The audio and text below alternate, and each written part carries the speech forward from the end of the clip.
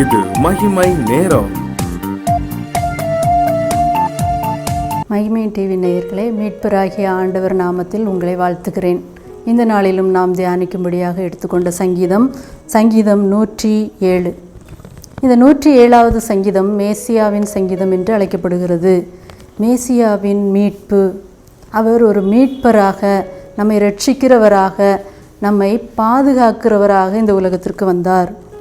அவருடைய முதல் வருகையை கொண்டாடி முடித்திருக்கிற நாம் தொடர்ந்து அவர் நம்மை ஆளுகிறவராக, அவர் நமக்காக பாடுபடுகிறவராக, நம்மை சிட்சித்து உருவாக்குபவராக, நம்மை மன்னிக்கிறவராக நம்முடைய வாழ்க்கையில் அனுபவபூர்வமாக அவரை ஏற்றுக்கொள்ளும் போது நம்முடைய வாழ்க்கையிலே, ஆவிக்குரிய வாழ்க்கையிலே மறுமலர்ச்சியை நாம் காண முடியும்.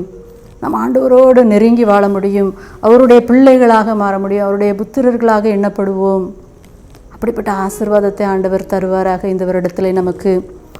அவர் மீட்பராகிய ஆண்டவர். ஒரு மனிதன் குளத்திலே தவறி விழுந்து விட்டான்.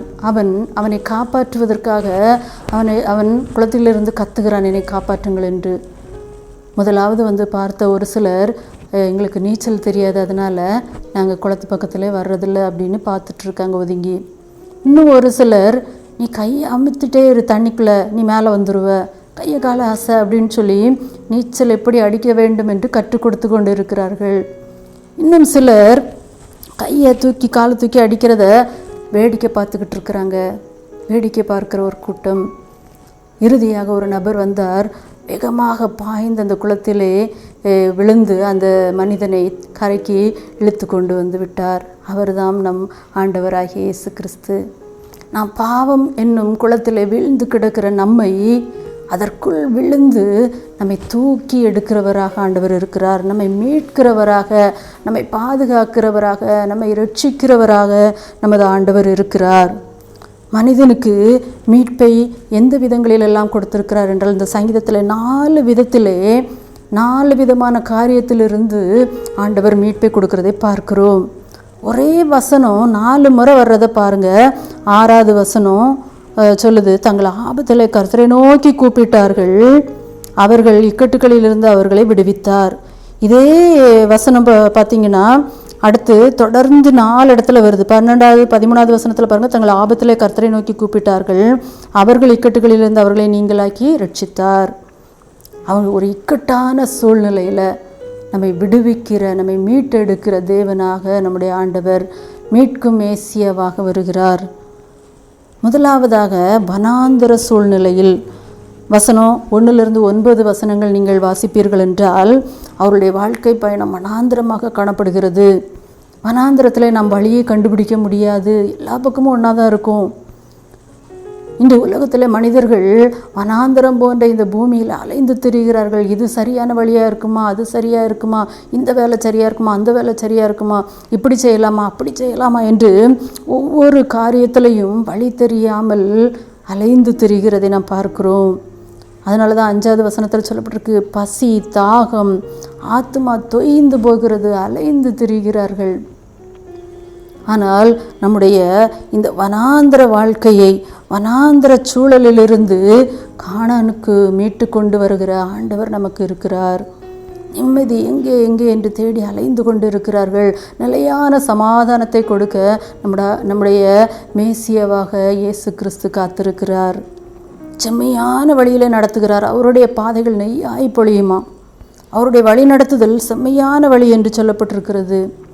ஒரு +2 மாணவி இவ்வாறு தன்னுடைய சாட்சியிலே பகிர்ந்து கொண்டால், அதாவது நாளைக்கு நடக்குது என்னது, நாளைக்கு என்னுடைய வாழ்க்கையில் என்ன நடக்கும்னு எனக்கு தெரியாது, ஆனால் என் வாழ்க்கை முழுவதும் என்ன நடக்க வேண்டும் என்பதை திட்டமிட்டு வைத்திருப்பவரே எனக்கு தெரியும் என்று கூறினாலாம். விசுவாச அறிக்கையை பாருங்கள். நாமும் நம்முடைய வாழ்க்கையிலே, இந்த உலக வாழ்க்கையிலே நாளை என்ன நடக்கும் என்பது நமக்கு தெரியாது. ஆனால் நம்மை முழுவதுமாக உள்ளங்கையிலே வரைந்து வைத்திருக்கிற ஆண்டவரை நாம் அறிந்திருக்கிறோம். அவர் எல்லாவற்றையும் பார்த்து கொள்வார் என்ற நம்பிக்கையோடு அவர் நம்மை மீட்டுக்கொள்வார், பாதுகாத்து கொள்வார், வழி நடத்துவார் என்ற நம்பிக்கையோடு முன்னேறி செல்ல ஆண்டவர் அழைக்கிறார். இவ்வாறாக ஒரு பாடல் பாடுகிறது, ஜீவதேவன் பின் செல்லுவோம், ஜீவ ஒளிதனை கண்டடைவோம், மனதின் காரிருள் நீங்கிடவே மாசமாதானம் தங்கும்.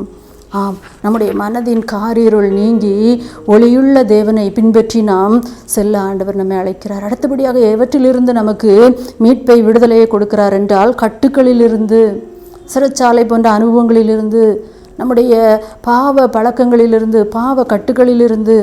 இன்று நிறைய இளைஞர்கள் போதைப் பொருட்களுக்கு அடிமையாக இருக்கிறதை பார்க்கிறோம். ஒரு காலத்தில் படிப்பதற்காக வேலை செய்த காலம் மாறி இன்று போதைப் பொருட்களை வாங்குவதற்காக வேலை செய்கிற பிள்ளைகளை நாம் பார்த்து கொண்டிருக்கிறோம். பிரியமானவர்களே, வேலை செய்வது ஆண்டவருக்கு பிரியமானது தான். ஆனால் நம் எந்த காரியத்திற்காக வேலை செய்கிறோம்? இன்று பாவம் இந்த அளவுக்கு மனிதர்களை கட்டி சங்கிலி போல கட்டி வைத்திருக்கிறது. ஆண்டவர் சொல்லுகிறார் 15வது வசனத்தில், வெண்கல தாழ்பால் கதவுகளை உடைத்து இருப்பு தாழ்பால்களை உடைக்கக்கூடிய ஆண்டவர் நம்முடைய ஆண்டவர். எப்பேற்பட்ட விட்டு விட முடியாத பாவ பழக்கம் என்றாலும் அவற்றிலிருந்து விடுதலை தர, மீட்பை தர ஆண்டவர் வல்லவராயிருக்கிறார். அடுத்தபடியாக வியாதியிலிருந்து, வியாதி என்ற சூழலிலிருந்து ஆண்டவர் நம்மை மீட்டெடுக்கிறார். இன்று உலக பிரகாரமான பல்வேறு வியாதிகள் சுகமாக்க முடியாது.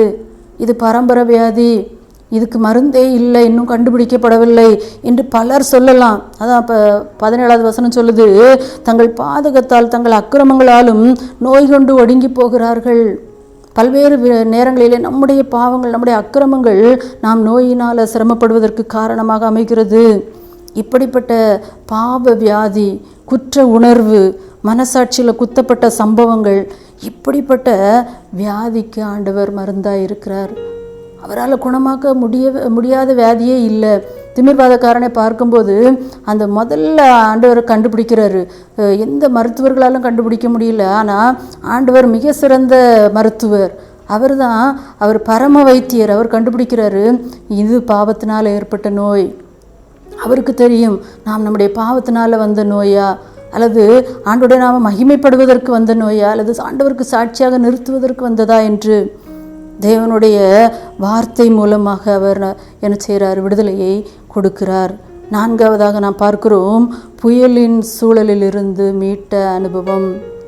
நிறைய நேரங்களில் புயலின் மத்தியில், வாழ்க்கை என்னும் கப்பலில், வாழ்க்கை என்னும் அந்த யாத்திரையில் வருகிற புயல், எதிர்பாராத சம்பவங்கள், கப்பல் பயணிகள் உதவியற்ற சூழலில் காணப்படுவார்கள். அதனால் வசனம் 26, 27 பார்க்கிறோம், மூழ்கி போகும் நிலை, உதவியற்ற நிலை.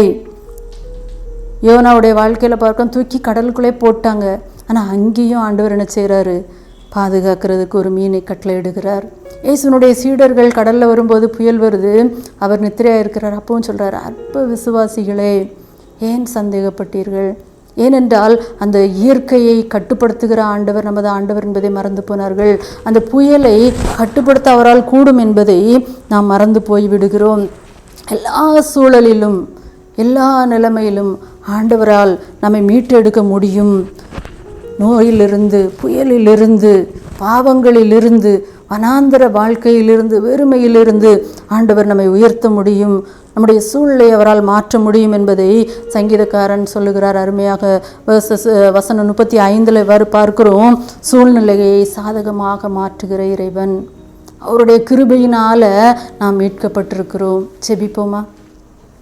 எங்களை அதிகமாய் நேசிக்கிற நல்ல ஆண்டவரே, எங்களை எல்லா சூழலிலிருந்தும், எங்களை பாவத்திலிருந்து, வனாந்தர வாழ்க்கையிலிருந்து, எங்களுடைய நோயிலிருந்து, எங்களுடைய புயல் வாழ்க்கையில் ஏற்பட்ட புயல்களிலிருந்து மீட்டு எடுத்து எங்களை பாதுகாத்து எங்களை ரட்சித்து பரம கானானுக்குள் எங்களை வழிநடத்த வல்ல தேவனே, நன்றியோடு துதிக்கிறோம்ப்பா. இந்த உலகத்தில் எத்தனையோ காரியங்கள், மனிதர்கள் புயல் போல, வனாந்தரம் போன்ற, கட்டுகள் போன்ற, நோய்கள் போன்ற காரியங்களிலிருந்து ஆண்டவரை விடுதலைக்காக உம்மை நோக்கி பார்க்கிறார்களோ, இப்படிப்பட்ட காரியங்களிலிருந்து என் தேவன் நீர் அவர்களை மீட்டெடுக்க வேண்டும் என்று ஜெபிக்கிறோம்ப்பா. உம்முடைய கிருபையினால், உம்முடைய இரக்கத்தினால் அவர்களை முடிசூட்ட வேண்டும் என்று ஜெபிக்கிறோம்ப்பா. ஆண்டவரே, உம்முடைய இரத்தத்தால் கழுவி சுத்திகரிக்க வேண்டும் என்று ஜெபிக்கிறோம் ராஜா. ஆண்டவரே, இந்த காலங்களிலே ஆண்டவரே நீர் பிறந்த ஆண்டவரே மகிழ்ச்சியை கொண்டாடினதோடு நாங்கள் விட்டுவிடாமல், கிறிஸ்துவாகிய மேசியா எங்களை ஆளுகிறவர் என்பதை நாங்கள் ஒவ்வொரு நாளும் உணர்ந்து கொள்ள, எங்களுக்காக பாடுபட்டவர் என்பதை நாங்கள் உணர்ந்து கொள்ள, எங்களை மன்னிக்கிறவர் என்பதை உணர்ந்து கொள்ள, எங்களை சரிப்படுத்துகிறவர் என்பதை நாங்கள் உணர்ந்து கொள்ள, புரிந்து கொள்ள, எங்களுக்காக உம்முடைய ஜீவனையை கொடுத்து எங்களை மீட்டவர் என்பதை நாங்கள் உணர்ந்து கொள்ள எங்களுக்கு கொடுத்த கிருபைக்காக நன்றி ராஜா. இதை கேட்டுக்கொண்டிருக்கிற ஒவ்வொரு பிள்ளைகளுடைய வாழ்க்கையிலும் ஒரு புதிய அத்தியாயத்தை கொடுங்கப்பா. ஆண்டவரே, உம்மோடு சார்ந்து வாழும் அனுபவத்தை தாங்கப்பா. உம்மையே சேவிக்கும் அனுபவத்தை தாங்க ராஜா. உம்மையே தொழுது கொள்ள உதவி செய்யுங்க ராஜா. ஒவ்வொரு நாளும் உம்மோடு நெருங்கி ஜீவிக்கிற ஒரு அனுபவத்தை நீங்கள் தர வேண்டும் என்று செபிக்கிறோம்ப்பா. எல்லாவற்றுக்கும் மேலாக உம்முடைய பிள்ளைகளுக்கு நித்திய பேர் ஆனந்தத்தை கொடுக்க வேண்டும் என்று செபிக்கிறோம். இந்த உலக வாழ்க்கையோடு மட்டுமல்ல, பரம கானானுக்குள் ஆண்டவரே செல்லுகிற வாய்ப்பையும் உம்முடைய பிள்ளைகள் பெற்று அனுபவிக்க நீங்கள் உதவி செய்யுங்கப்பா. இந்த நாளில் எங்களை முற்றிலுமாக தாழ்த்துகிறோம்.